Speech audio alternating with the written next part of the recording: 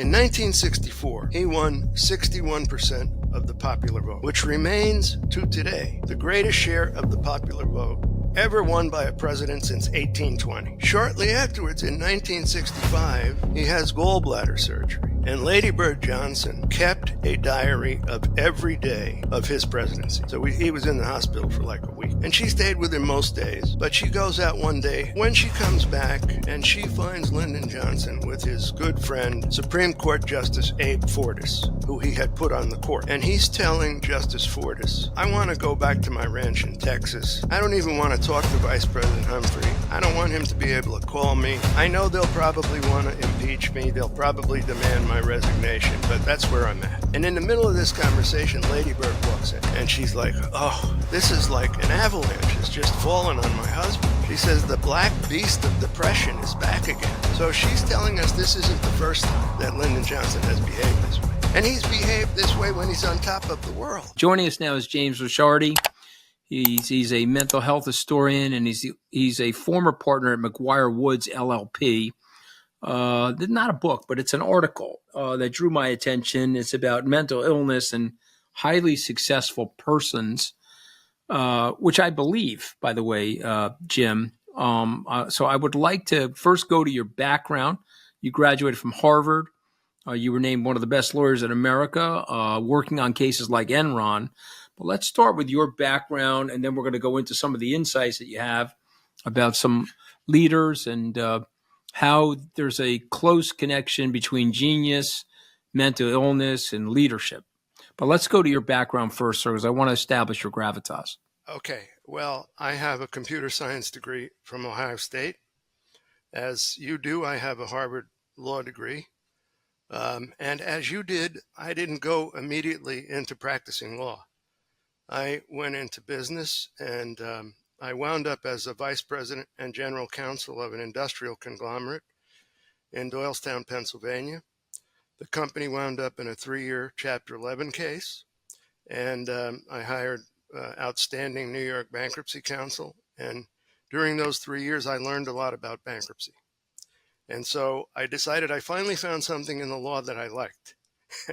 So I called a very good friend of mine who I'd gone to Harvard with and said, you know, Connor, I think I really like this bankruptcy stuff. And he said, well, you know, we're just starting a bankruptcy department in our New York office.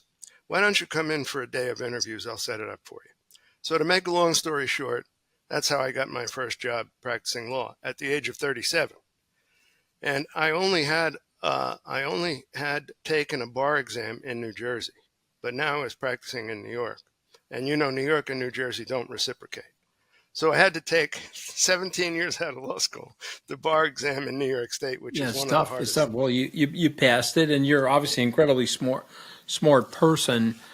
But you have your own mental health journey, and what I love about your story, if you don't mind me saying this, is that we sometimes have a stigma associated with mental health. We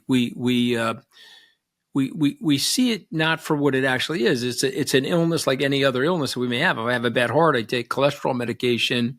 If there's something related to my mood, it could be biological more than anything else. And sometimes we attribute it to conscious behavioralism when it could in fact just be biological. So I want you to talk about first, if you don't mind, your personal story, your own personal mental health journey, and some of the revelations that you've discovered as a result of your own journey, and what caused you to want to write this article that you've put together. And then we're going to go over some examples. You're right. I was first diagnosed with bipolar disorder more than 40 years ago.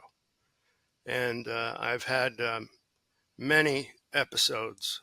They were almost always manic depressive episodes. And what I mean by that is I would have a mania first, and the mania would inevitably wind up in a depression. And for those of your listeners or viewers who don't know really what manias and depressions are, I'll take a minute or two to explain that. A mania is when your mind tends to focus on only one idea or only one very small subset of ideas. If you are, say, a mathematician, you might focus on the solution of a problem that has escape solution for 200 years, and you might focus exclusively on that. And you will become irresponsible towards your friends, irresponsible towards your coworkers. You will become very irritable. You won't sleep, but you won't sleep not because you're depressed. You won't sleep because all of your energy is being put into solving that one problem. And you may or may not solve that problem, but inevitably, your mania is going to end up in a suicidal depression if you have bipolar disorder.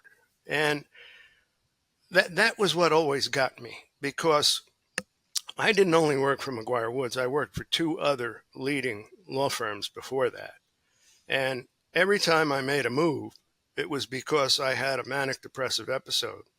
And either the managements of the firms really didn't want to deal with it because, mental illness is not as important as physical illness, or I myself couldn't deal with it, and I took myself out of the workforce for 6 months or a year and had to really struggle to get back. Now, the depressive side of it is almost always suicidal, but there are other aspects to depression. Also, you can't sleep, but it's not for the same reason as you can't sleep during a mania. You can't sleep in depression because you have constant feelings of worthlessness. Every future moment seems black. You don't see any way out of the situation that you're in. And it could be triggered by something like what triggered Winston Churchill, or it could be triggered by nothing, and mostly it's triggered by a mania that happens before. But not to interrupt you, and I don't know as much about this as I should, frankly. Is it chemical? Is it environmental? Neuroscientists almost exclusively believe today that it is biological, electrochemical, and neurological. Right. And all three of those things can be influenced by the genetic makeup of the person. Right. For example, a person that has a predisposition to breast cancer, that predisposition is genetic. A person can have a genetic predisposition to bipolar disorder. A person can have a genetic predisposition to depression. A person can have a genetic predisposition to schizophrenia. Right. Now, schizophrenia is in a different league, so we won't talk about that. Right. Because that makes life almost impossible. Right. Depression and bipolar disorder can be treated, but schizophrenia is almost impossible to deal with. So, I'm sorry. No. I appreciate you bringing this up, and I appreciate the also respect the vulnerability associated with it, because it can be. Listen, 100 years ago, this was very stigmatizing. Today, it's less so as we understand more about the illness. The term, in some ways, is self-stigmatizing, but you have made enormous progress, and you've also. If you don't mind me saying this, sir, I appreciate you coming on, because there's lots of people that have this affliction, and it's important for us to dispel all of the stigmas associated with it. I don't know if you remember Mike Wallace, my friend Chris Wallace's dad. Sure. Was the famous reporter from 60 Minutes. He had this issue. He fought this issue, and but his openness probably led to more people getting help associated with this. So I appreciate you coming on, but you have say it's a breakthrough, but you have a historical observation, which I think is worth talking about. And this is, you've identified several leaders. I'm going to list some of them. Churchill, you've already mentioned. Lyndon Johnson, Thomas Eagleton. Well, we can talk a little bit about him. He was the vice presidential candidate that underwent electroshock therapy, a result of which he dropped out of the 1972 race. He was George McGovern's selection to be vice president. John Fetterman, which we know is in the Senate representing Pennsylvania, by his own admission, has talked about this situation that's plaguing him. The legendary Ted Turner, Mariah Carey, Francis Ford Coppola, Ernest Hemingway. I don't want to steal your thunder, sir. Tell us about these people, these specific individuals, also the observations that you've made about them, but also you have lots of empathy for them because some of the elements that they have, you have. So tell us about these people. Well, first, I'd like to talk for a minute about mental stigma. Mental illness was first identified by Plato and Hippocrates. So we've been dealing with this distinction between mental illness and physical illness for millennia. Millennia. And you said we've made a lot of progress in reducing stigma of mental illness. I would like to challenge that. I think we've made a little bit of progress. And let me give you an example. Mental illness, of course, by its very semantic presentation, distinguishes itself from physical illness. And because of its history, going back to Plato and Hippocrates, it also is perceived as a lesser illness than physical illness. But you mentioned John Fetterman, and John Fetterman is a very interesting case because while he was in the campaign for for senator from Pennsylvania, he had a stroke. You may remember he had a serious stroke. And after he won, a few weeks after he got to Washington, he was hospitalized for 42 days for major depression. 42 days. Now, when I was hospitalized once I was hospitalized after a suicide attempt, I was in the hospital for 12 days. He was in the hospital for 42 days. So he had very, very serious major depression. But he never suffered any stigma. His colleagues in the Senate supported him. His family supported him. His doctors supported him. His constituents supported him. Why is that? Okay. Now, to me, why that is because all of his doctors associated his major depression with his stroke. So they made it a physical illness. That's why he had no stigma. They made it a physical illness. Just as if a person behaved in a manic fashion but had a brain tumor, and the brain tumor was removed, and then they were their old self again, there would be no stigma. But if they recovered from a mania that couldn't be associated with a physical illness, the stigma, remained. It's a very good distinction. It's a very important point that you're making. But let's talk about a few of these political leaders, sir, that have no stroke. They've had no physical malady, but they have forms of depression. Okay. We believe that Lincoln had it. Let's talk about Lyndon Johnson as an example, or Winston Churchill, some of the people you write about. Let's talk about Winston Churchill and Lyndon Johnson. And Anthony, you make me feel old when you call me sir. Call me Jim. Please.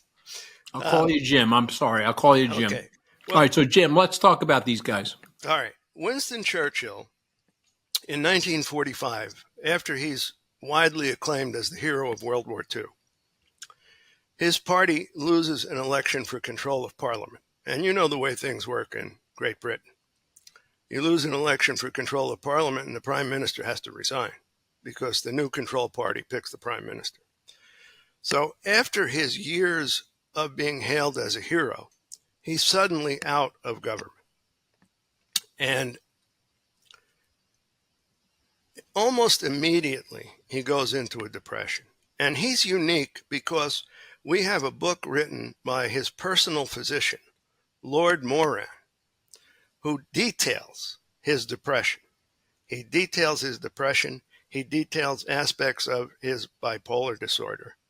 And so another psychiatrist and historian, Anthony Storr, in reviewing Lord Moran's book and in reviewing records that became available only after Churchill's death, he says, I think that Churchill's achievements were not in spite of his bipolar disorder, but because of his bipolar disorder, which brings us back to what I was saying about tunneling and focusing on really important things and being able to solve really important problems, even though the rest of the world you treat like hell, And that's probably as good an explanation of Winston Churchill's life as anything. And it comes directly from the horse's mouth, his personal physician who treated him for years. And his book was written only after Winston Churchill's death. Now, Lyndon Johnson is a little bit different situation. because he never had a contemporaneous diagnosis of either depression or bipolar disorder. But I need to set the scene for you a little bit to understand why I included him in the list of people.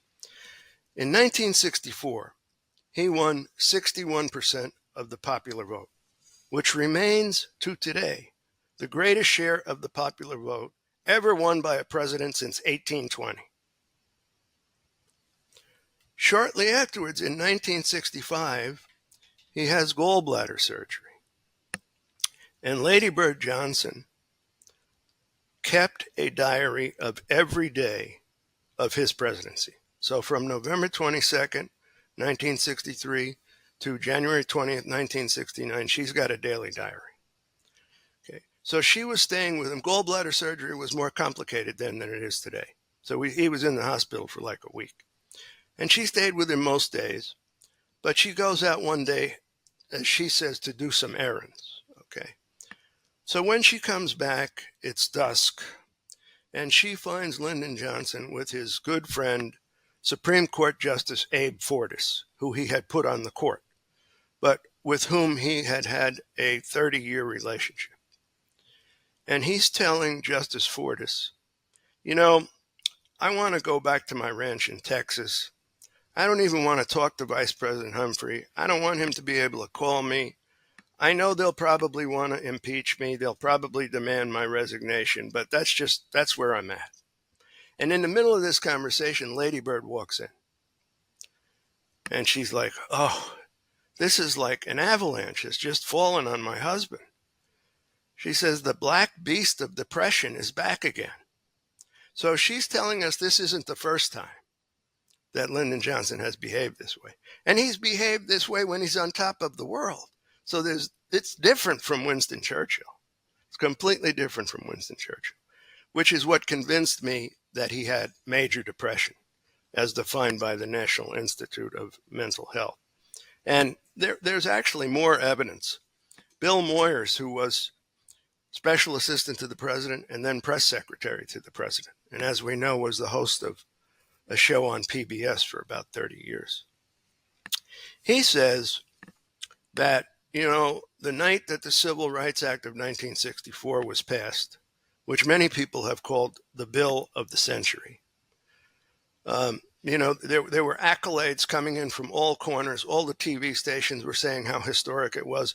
He wasn't down on the first floor with the staff and the senators and everybody in the celebration. So I went to look for him.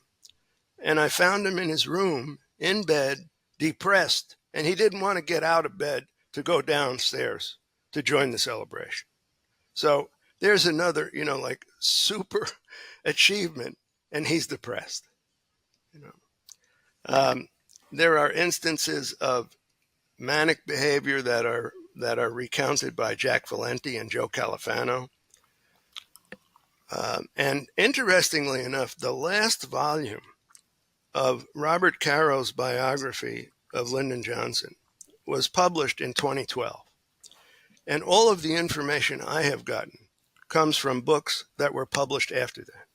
In fact, Lady Bird's diary was not even made public to researchers until 2017. And Hiding in Plain Sight was published in 2021. So all of the information I'm giving you was never available to anybody who wrote a biography of Lyndon Johnson before that. There's another very interesting thing about it. He made a speech, his first speech to a joint session of Congress on November 27, 1963, 5 days after President Kennedy's assassination. And he spoke about President Kennedy and President Kennedy's assassination. And he spent a lot of time talking about the Civil Rights Bill that would become the Civil Rights Act of 1964. But he also asked Congress for an all-out attack on mental illness. He's the first U.S. president that ever asked Congress to do anything about mental illness. Is it self-referential? Who knows, right? Yeah, but I think it's an amazing story about his life. If you don't mind, go to some people that are contemporary, like Mariah Carey or Francis Coppola, the director of The Godfather, Apocalypse Now, etc. Well, Tell us some of your insights there. if you permit me, my paper, as you once described it, was a research paper. I've continued to do research, and I'd like to make a little detour. Yeah, you got mad at me. All I was saying is it's a great paper, but I want it. It's got to go this way. It's got to go bigger, so it can be bolder. It's in the middle. Unfortunately, in our society, you got to go one way or the other. I want you to turn this into a book, Well, Jim. it might be going to a book. Yeah. Instead of talking about Francis Ford Coppola or Mariah Carey, I'd like to talk about two other people, with your permission. All right, Kay go ahead, please. Jameson and Kurt Cobain. Perfect. Okay. Kay Jameson is the Dalio Professor of Psychology and Psychiatry at Johns Hopkins University Medical School. She has been afflicted with bipolar disorder from early adulthood. So she is a remarkable person because she has the personal experience and the academic experience. And her second husband was a psychiatrist who worked for the National Institute of Mental Health, and they co-wrote a book about her bipolar disorder and how he helped her get through her worst episodes.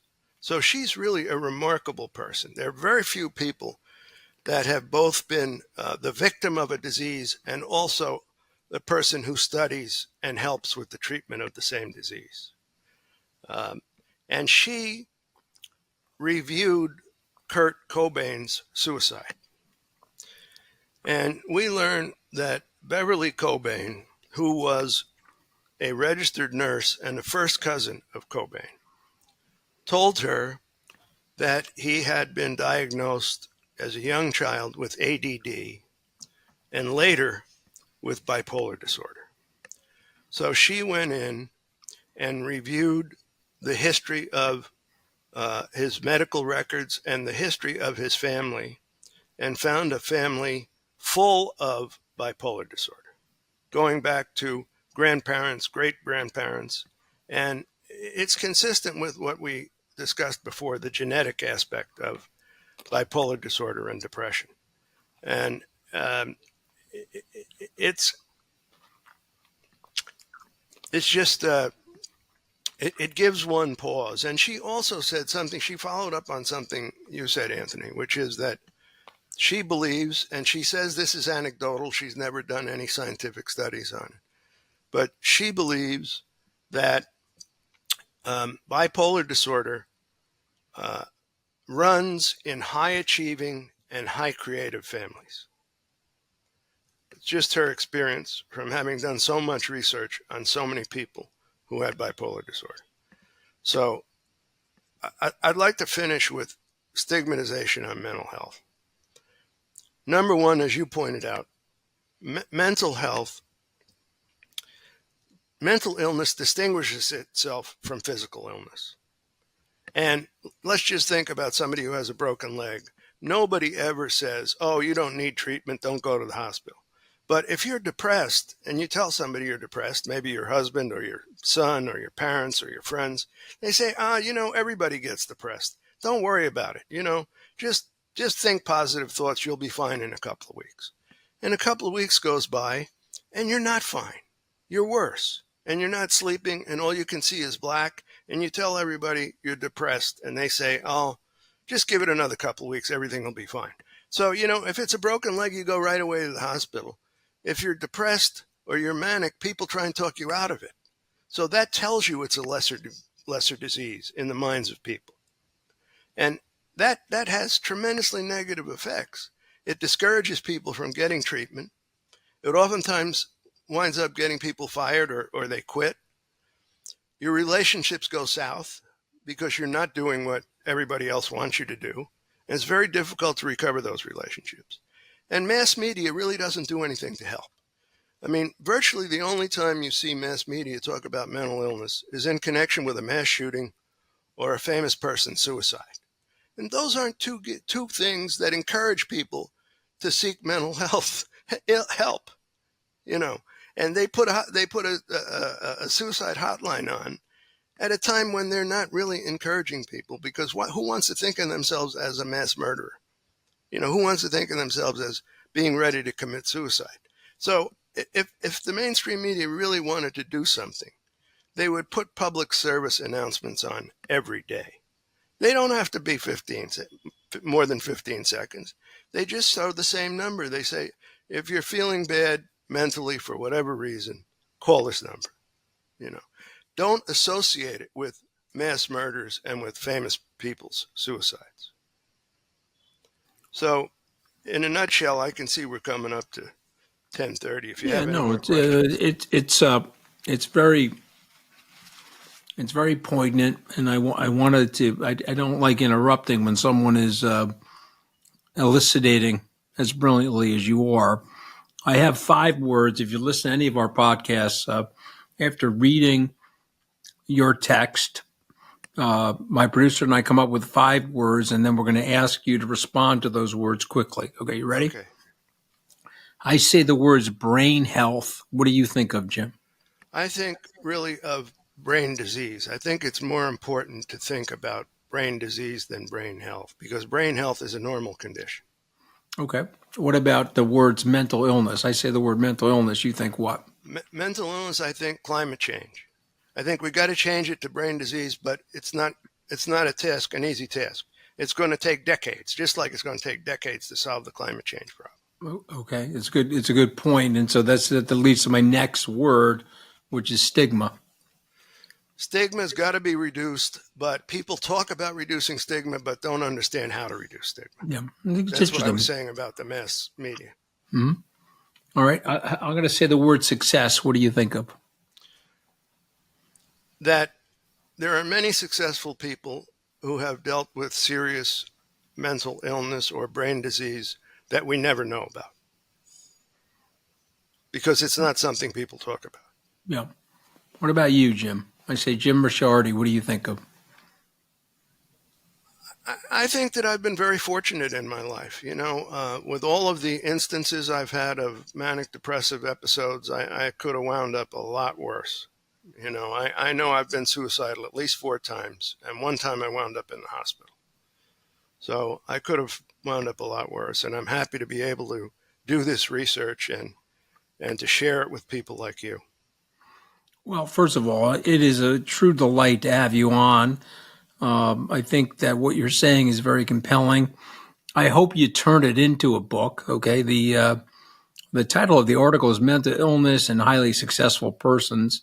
It's written by James Ricciardi, and we're going to get this out there for you to publicize it. But I want you to turn this into a book, not just a long paper. So you can be mad at me for that, Jim, but I don't care. I think it's an important story to tell, and I think it'll help to bring down the stigma that both of us want to bring down about the disease. I'm not angry. I'm not angry with you at all. I just knew that in the time that you wanted to have a podcast, I couldn't possibly turn it into a book. That's okay. Well, you're on, and we appreciate you being here. Thank you so much for joining us today. So joining us now on Open Book is Christopher Ullman. He's a communications expert, 4-time whistling grand champion, and author. I actually went online to check out some of that and finding your whistle, Chris. We'll talk a little bit about that.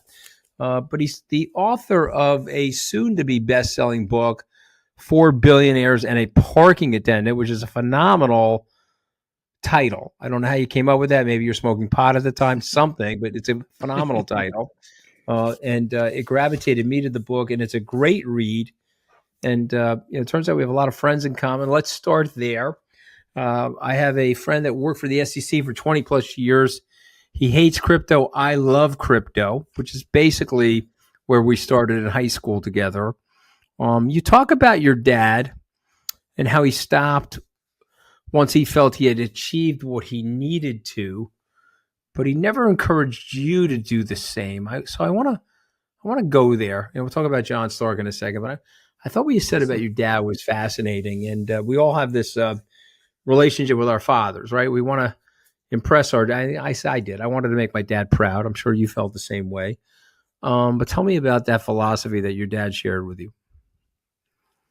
Well, Anthony, thank you so much for having me as a guest. I'm really honored and excited to chat with you and share some cool stories with your listeners. So I'm really I'm humbled that you kind of homed in on the part about my father. So I grew up on Long Island, uh, Massapequa Park. Some of your listeners probably have heard of it. And so my father was a Depression era child. He passed away a couple of years ago at 86, and since he didn't have anything as a kid, by the time he got to his 40s or 50s, and he was a kind of solid middle manager in corporate America, he worked at Grumman Corporation on Long Island.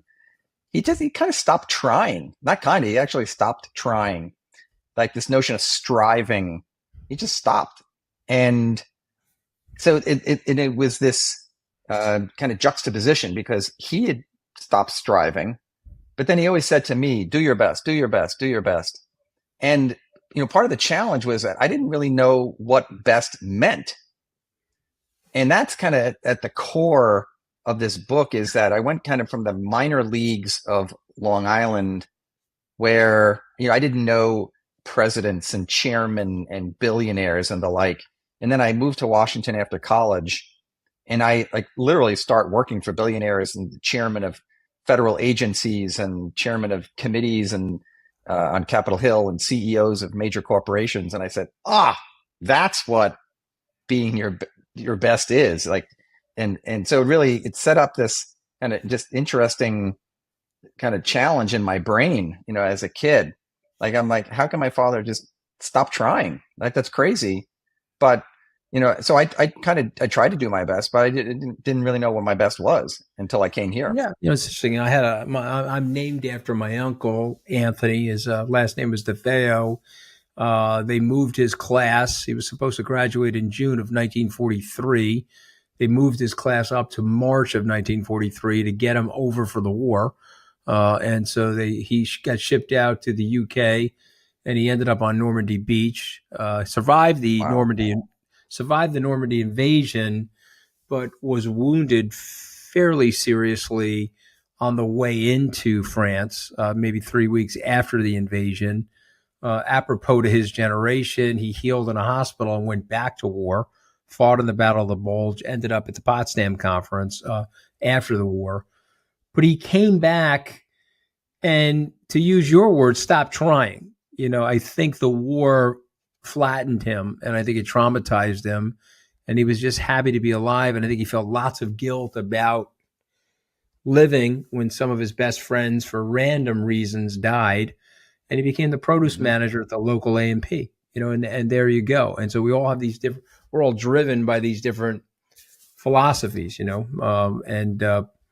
listen, but he was a great man, and a real American hero. And I'm sure so was your dad. For my listeners that don't know what Massapequa Park is, a fellow Long Islander, the nickname for Massapequa Park in Massapequa is Matzah Pizza. Because it's basically Jews and Italians. Okay. I mean, that's basically it, right? You're surrounded by Jews and Italians. Probably the best food on Long Island is in that area for that reason, because let's just face it, Jews and Italians love food. Am I wrong, Chris?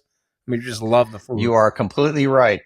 And best Jewish delis, the best Italian restaurants. No question. I love coming down to the South Shore. I'm a North Shore baby. I grew up in Port Washington with your friend John Stark. But you said something that rang a bell in me, so I want to go to it. It's billionaires, CEOs, chairmen. I'm from a blue-collar family out here on Long Island. My dad was a crane operator. And so I was quite impressionable. Obviously, when I met the first president of the United States, the first president I met was probably Bill Clinton. I was in awe. I had the opportunity to be in the Oval Office as a young man at age 29. I was in awe. Of course, I got back there to work for Trump. It didn't last very long. I got fired after 11 days. But then I was like, holy shit, I'm actually working in the Oval Office as opposed to just walking through it. And so it's an amazing place, America. But tell me about not knowing billionaires and not knowing these high-profile people and then meeting them. What did you learn? What did you learn about them versus normal people? Is F. Scott Fitzgerald right? Or the rich different from you and I? they, in the end, we're all God's children and equal in his eyes. But the billionaires, the chairmen, the CEOs that I have been honored to work with, and that's one of the cool things about this book, is that this is not me just interviewing a bunch of random people. I actually worked hand in glove with all 15 people in the book. So they are different, and they have like intense purpose. They know where they're going. They have this drive that just propels them through the tiredness, and when they get sad or they feel like they're not getting there, they just drive. It's incredible. They're incredibly strategic, meaning they can map out a pathway, and then they're tactically agile too. Like they're this capacity to figure out like what are the individual steps I need to get where I'm going. And they are a little crazy. There's no doubt about that. And they are thick-skinned because people are going to tell them, no, no, no, you can't do it over and over and over again. This happened to David Rubenstein constantly. Oh, don't do that, David. No one's ever done that before. And David said, I'm going to do it, and just watch me. So these types of people, if there is an obstacle, they go through it, around it, under it, over it. Yeah. It's really amazing. Now, one of the cool things about the book, it's, yes, you have to be indefatigable and strategic and problem solving and all that, but they are also incredibly generous, really good at building bridges, which we're not seeing on Capitol Hill these days, unfortunately. Yeah, sure. And there are some great stories in the book about people building bridges with people who think differently from them, because in the end, successful people want to get crap done. They don't want to just have an issue or pat themselves on the back. They actually want to accomplish. And so people said to me while as I was writing the book, do you want to be a billionaire? And I said, I don't want to be a billionaire. I said, I want to be me. I want to be the best me possible. And by like kind of plucking out this lesson, like just materially changed the way I think and behave, and has helped me become the best version of me. Now I just turned 60. Hopefully I've got 25 more good years in me. So I'm going to keep growing and hopefully continuing to become the best me possible. But these lessons have just really changed the way I think. And it's cool to see them firsthand and to learn from them. So it's been, they are different because, but I think everyday people are capable of becoming their best as well by learning from these superlative people. Mm-hmm. Yeah, no, listen, and I feel you, but not only that, I enjoyed reading the book because there was things about some of these people who I know personally that I did not know, and some of the things related to their personal philosophy. So people who I have met, not necessarily know well, right? David Rubenstein, know very well, consider him a friend. Arthur Levitt, I've met, don't really know. Orlando Bravo has been on my podcast, and we've had several conversations, including one about FTX, where Mr. Bravo was taught by Sam Bankman-Fried's parents, or particularly Joe Bankman at Stanford. And so we had that connection. Mr. Lou Gerstner, a graduate of Chaminade High School out here on Long Island, I know. John Kasich, I've met through politics. And, of course, then there's the legendary Bill Conway, another co-founder of Carlyle. You bring him up and you write about mentality and having the around the hoop mentality. You know, I love that because everybody loves a rebound, don't they, Chris? And I've had to rebound a few times in my career. But what is it about having an around the hoop or hang around the hoop mentality? Well, Bill is a good friend. He's one of the best investors in the world. And he's an incredibly generous man. And he had this philosophy he called hang around the hoop. And what it is it's a state of mind of openness, readiness, and it's also a kind of a physical stance. And that's why it's called hang around the hoop. So if someone is waiting for a rebound, their knees are bent, their hands are out, their eyes are athletic perky position and twitchy, they are ready. They are ready for opportunity to come their way. But if you're kind of on the back foot and you're checking your phone, and then whoop, there goes the rebound right past you. Amen. And Bill said, if you want to be successful, you have to have this hang around the hoop mentality. And there's this great anecdote in the book where Carlyle was bidding on a company against another big private equity firm, probably a multi-billion-dollar deal. We lost out, and the team thought they were going to win, and they were really disappointed. And they were kind of angry too. But Bill contacted the seller and said, we're disappointed. It was a tough process. We wish you well, and we look forward to working with you sometime in the future. Total Really gentleman. Yeah, really smart. Then the company that beat Carlyle, their financing fell through. So then the seller comes back to Carlyle and says, hey, are you interested in the company still? And Bill Conway says, yeah, I am. And guess what? We're going to have better terms now. But if Bill had been a total jerk about it and said, you promised us that company, of course. We're friends, we earned it, and was just a jerk about it, he would have burnt that bridge. Yeah. And I think your listeners might be saying, oh, super wealthy, successful people don't do stupid things like this. And they do all the time. They really do. It's pretty shocking.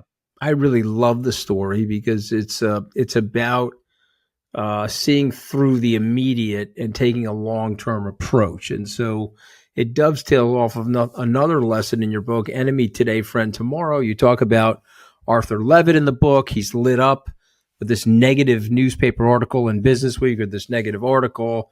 And rather than putting the reporter in the doghouse, he lets him slide, and they ultimately become friends. This, of course, happened with me and General Kelly. John Kelly, the 4-star general, fires me in the White House. We were probably a little sore at each other at the beginning, but we've become very close personal friends, and we do speaking engagements now around the world together. I've done 7 speaking engagements with John, his wife Karen, and my wife Deirdre. The 4 of us have had dinner together. We've actually become good friends. And of course, we have some more in common than what separates us. And I actually brought him to Mitt Romney's event last year, where we were with Senator Manchin and Paul Ryan, et cetera. So that really resonated with me. It's hard for people to do, though, Chris. Someone lights you up on Twitter. He lights you up in the New York Post. They write a nasty story about you. It's sometimes hard for people. They get grudgy, if you will. How do you prevent yourself, Chris, from getting grudgy? I love that word, grudgy. I've never heard it, but I'm going to start using it if you don't mind. I'm like George W. Bush. I'm making up words. You know what I mean? I'm going to attribute it to you because it's a great word. So if your listeners are paying close attention, the question you just asked is at the center, is at the core of whether or not these lessons are going to sink in or not. And it has to do with the ego. And it has to do with taking the ego down a few levels because you have an objective. And I don't want ego or stupid things to get in the way of my objective. But people do it all the time. Now, I don't know if you saw, William Cohan wrote in Puck recently that David Solomon, CEO of Goldman Sachs, won't talk to reporters if they write bad stories about him. Now, I don't know if that's true, but if it's true, that's crazy because you're cutting off your nose to spite your face. So in the book, as you know, so Business Week writes this real tough piece on Levitt, accusing him of ethical impropriety, which is about as bad as you can get. And most people would have shut the reporter down, said, I don't talk to you anymore. My PR people won't even talk to you anymore. Instead, Arthur went on a charm offensive. He gave her scoops. He took her to breakfast. He took her to lunch. 4 years later, when he retired from the SEC, Business Week did a cover story on Arthur with this awesome Moses-like photo with his hair back and this great headline that said The Investor's Advocate. And she co-wrote that article. And then 2 years after that, she co-wrote his memoir. And so rather than let the ego mess up his objectives, he stayed focused, totally focused. And it is hard, but so much of managing your ego is about being present and saying to yourself, I'm getting angry. Okay, I understand that, but I have an objective and I understand that. And you have to weigh the two against each other and try to push down the anger and then manage the ego so that you don't get off track. And in all my 37 years in politics and corporate America, I've seen people get off track so many times because the ego rises up and they are not good at managing it. But if you can, and it's not a binary thing either. It's not a binary thing. What you have to do is incrementally understand what riles you up and then be very aware of your objectives and then almost like play them off of each other. If I get riled up right now, it will deter me from my goals. Rubenstein is particularly good at staying on track. Levitt, very good at staying on track, like super impressed. It's had material impact on me. I used to get totally riled up. Now I am as chill as can be. And it's better for my blood pressure. I'm just a happier person. I'm just better at getting crap done. I think it's such a valuable lesson. I just had this really negative article written about me in Bloomberg. I mean, the woman just blasted me. I was like, my God, maybe I dated her in high school or something like that. I was like trying to figure out why. And then she wanted to come to my conference and my staff wanted to disinvite her. I said, that's absolutely ridiculous. Give her a front row seat. I'm a big believer in the free press. I'm a public figure. Of course, she's allowed to write whatever the hell she wants to write. Let's leave it at that. But these are great, great lessons. Let's go to Sala, the gratitude lessons of Sala. First off, who is Sala? And what are we learning from him about lessons of gratitude and happiness? Sala is a friend. He is an Ethiopian immigrant. He became an American citizen. I went to his naturalization ceremony. And he's also the parking attendant in the title. Exactly. And he's the parking attendant. You have 4 billionaires and a parking attendant. So what are we learning from Sala that's so valuable? Choosing to be happy. And it is a choice. It's like love. True love is not a feeling. It is a choice. You have to choose to love someone, which means sacrifice and the ups and downs and all that. Same thing with choosing to be happy, is that to choose to be happy means that you're not letting the little things just drag you down and distract you from your mission. So Sala is a parking attendant at Carlisle. I drive my car in there every day for 4 years. Sala parks my car for me. And Mr. Chris, how are you? How's your family? How's your weekend? And as most people know, in a parking garage, under a building, it's either really cold in the winter or it's really hot in the summer, and it's always kind of dim or dark. And no matter what, Sala was always happy. And I'm attracted to happy people because I believe life is short and you must maximize your gifts and appreciate them. And here's this guy. If he was making $35,000 a year, that was a lot. And he was happy. And then there's this juxtaposition. And there are a lot of juxtapositions in this book where I'm comparing this and that.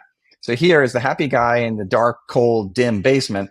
And you go up 40 feet in the elevator, and there's literally billionaire, and all these centimillionaires and all like just these uber successful people in this beautiful climate controlled office. And as Dave Rubenstein likes to say, he doesn't know many happy rich people. And many of them are tortured souls. And you don't know what kind of mood they're going to be in, despite the fact that they have private jets and everyone caters to their wishes. And I'd say, how is that possible? How is that possible? And it's because Sala chose to be happy. And that really impacted me. And because it is a choice. And that doesn't mean you're happy all the time. We all have ups and downs and different struggles in life. But if you are about to get in a climate controlled office and it's really hot outside, like almost everyone will, the first thing they do when they get in the elevator is complain to someone. Well, it's really hot out. Like, why don't you just shut up? Like, just focus on the fact that you're alive and how blessed you are and the opportunities you have and that you have health care. But, and I'm sure you've seen studies on this, is that if you win the lottery or you get a raise or a promotion, people adjust to the new circumstance very quickly. And so it raises the baseline. And what I try to do, I actually have a happiness formula. It's called H equals A over E. Happiness equals actual over expected. And if you can manage the E, the denominator, you'll almost always be happy. And that doesn't mean having low standards or expectations. It just means being reasonable. And that, if you win the lottery, like, don't go berserk with spending. Just be modest, and you'll always be happy. It's pretty incredible. Well, listen, I grew up in a blue collar neighborhood. I think my dad's last pay was about $35,000 when he retired in the year 2000. And of course, it took $25,000 or $30,000 at that time to get through a place like Tufts or Harvard Law School. So, I was hustling to make that happen. He did give me a little bit of money, God bless him. But you learn from that, and you learn about managing your expectations. My dad used to have a great line: if you can't afford the price of the ticket, don't go to the movies. And he taught us how to live below our means, and try to be watchful of our money, but also like that, money certainly is important. I'm not saying it isn't. It's a great tool, particularly if you need healthcare or access to things or some levels of freedom. But it's also a shackle if you start the comparison game. You start comparing yourselves to others. And this is a big mental health crisis that's happening now for our younger people, older people too. But in social media, they're looking at people's filtered lives, Chris, and they don't know themselves. They're living an unfiltered life, but they see this person filtered up, and they're like, well, what am I missing? And they start to grow anxious, and they get socially insecure, and it causes levels of depression. So the book is very meaningful to me. Also, my father-in-law, who is also now deceased, was a parking attendant. Didn't make much money. 40 Wow. years in the Kinney parking system. And I'm going to tell you right now, Christopher Ullman, he was a role model for me. I always tell my wife that because he got it. He got the joke about life. He got the simplicity of it. He also got the temporary nature of it. So he wasn't going to drive himself crazy in that comparative game. He was going to try to find some love and some happiness with his family and his children. And I think the lessons you are telling in this book are extraordinary. I want to go to one last thing before I get to the end of this podcast, but this was something that really struck me. Humility. Conway and Rubenstein in particular are incredibly successful. You mentioned in the book that there's only probably 1,000 or so billionaires. These guys are self-made billionaires, but they're remarkably and incredibly humble. Tell me about that, and tell me how you think they got that way. And isn't that a superpower for them in many ways, Chris? I love the way you phrase that, Anthony, is that the superpower. Anyone who knows David and Bill knows that they are warm, genuine, humble people. And they got that way, I believe, because they're self-made. David grew up very, kind of blue-collarish. His father was a postman. His mother was a homemaker and worked in a dress shop. And he had to earn his way. He had to earn his scholarships to Duke and to Chicago Law. Bill's family had a little more money, but not much more. But they earned it. So earned success helped them realize what's important. And nothing was handed to them. Now, interestingly, so Bill is a very serious Catholic. So the generosity is very derived from his faith. David is Jewish, but not particularly practicing. His generosity is really derives from his kind of belief in the role he plays in the community. and then it's not that Right. different from Bill, but it's Right. slightly different motivations. And so they are Oh. just remarkably generous. And I mean, I would not work for a boss who just had billions and bought fancy Mhm. paintings and stuck them in his office. Like Bill would Yeah. roam Well, the halls of Carlisle with that's the giving ego out game. gift cards. Yeah, Mhm. Bill would roam the halls of Carlisle giving out $5 and $10 gift cards to Dunkin' Donuts to people and said, I will give you a stack of these if you give them to homeless people in the street. And I still Mhm. carry them around with Mhm. me. And it's been years since I worked there. And Mhm. so it's incredibly inspiring. And to be with people like Bill did a deal, I don't know, around 2 years ago, probably made a couple Mhm. hundred million and that's net after taxes. And I said, Bill, congratulations. And he said, thanks. Now I have to figure out how to give it away effectively. Like that's his Mhm. response. It's not, can I buy a bigger yacht? It's how do Well, I give it that's away? his gift. That's his gift, and I share his faith. And Bill actually helped me. He had gone through an early part of his life a divorce. I know his second wife and him are very happily married for many, multiple decades.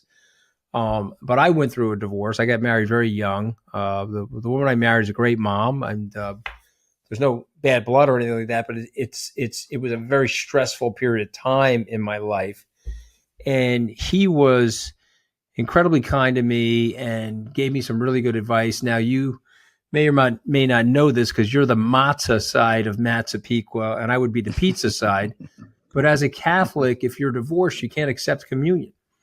You're not allowed to technically. Okay. And so it was really a conversation with Bill and I about how to keep your Catholicism and keep your faith, even if some of the things that have happened in your life are not directly tied to the church's doctrine. And so I Mhm. just have just this enormous amount of respect for him and David, but I thought that was something cool.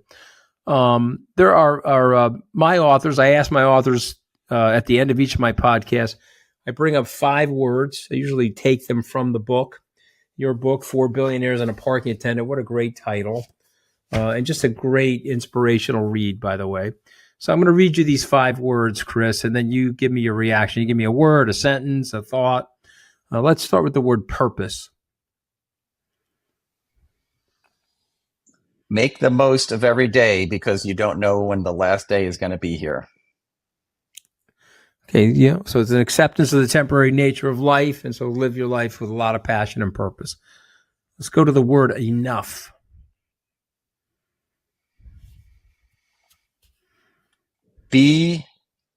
Try to do your best and be happy with that because comparing yourself to another person is not going to make you happy.